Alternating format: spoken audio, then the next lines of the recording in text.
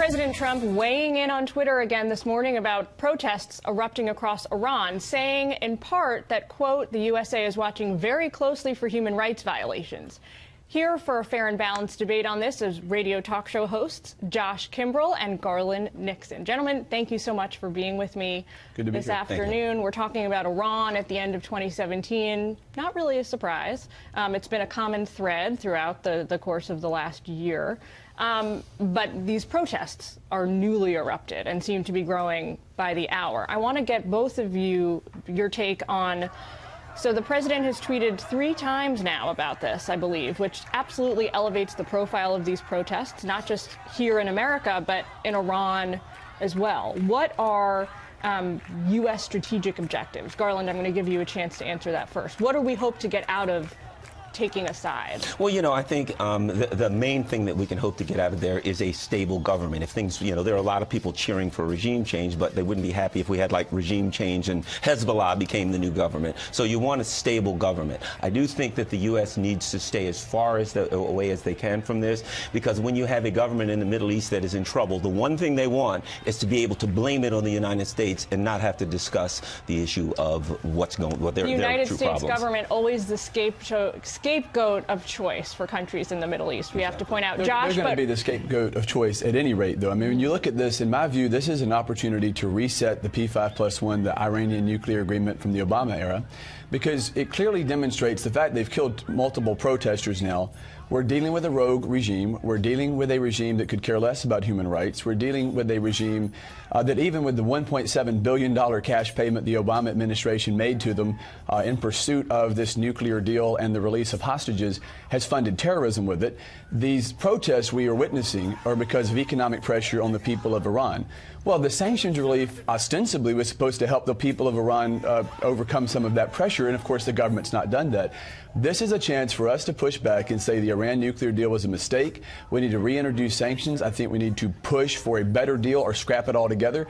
And frankly, the president did the right thing by siding with the protesters. We should do that. I think the United States aggressively should support change in the Iranian government. Okay, so Garland, Josh picks out an important thread. There was a lot in that answer, but one thing I want to pick out in particular is the idea that the fact that these protests are going on today is evidence in and of itself that the Iran nuclear deal failed to achieve its objectives of one of its core objectives, which was to have, when sanctions were lifted, the billions of dollars that were opened up and Iran was now able to sell oil on the international market, some of that revenue was supposed to be steered toward the Iranian people. So the fact that it's not making its way to them, that the regime still has such a close hold on these profits, is evidence of failures in the nuclear deal itself. What do you say to that? Well, I think we've got to be wary of taking that position, because let's not forget that within the Iranian government, there was some pushback against the deal by hardliners in the government. Where there wasn't pushback was amongst the people. The people of Iran were dancing in the streets over the deal because they wanted sanction relief. So right now, if the government takes a position that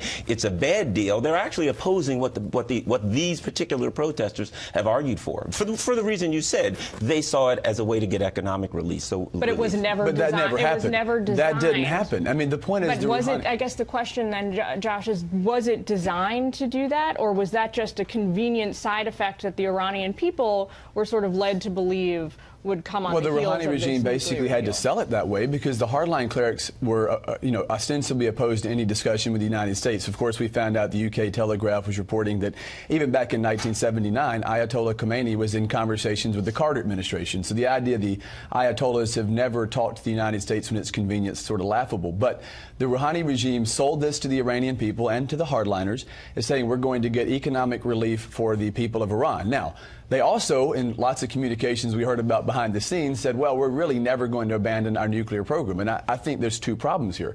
One is they had no intentions of ever helping their people overcome the abject poverty they're stuck in because of a tyrannical regime. Number 2, they never have any intentions of abandoning in whole their nuclear ambitions. And those are not peaceful nuclear ambitions. I mean, they have openly said they want to wipe Israel off the face of the earth and make America's streets run with blood. Back where I'm from in South Carolina, when your neighbor threatens to kill you, you don't give him time to get a gun. You try to find a way to stop the weapons program. And I think this is the time to push the well, the reset button and say that we need to revisit this Iran nuclear deal. All right, well, gentlemen, we've got to leave it there, but we'll keep our eye on these protests over the coming week, and hopefully we'll have you back to weigh in with maybe there'll be some positive developments. We'll Thank be you. reporting Thank on you. that. Happy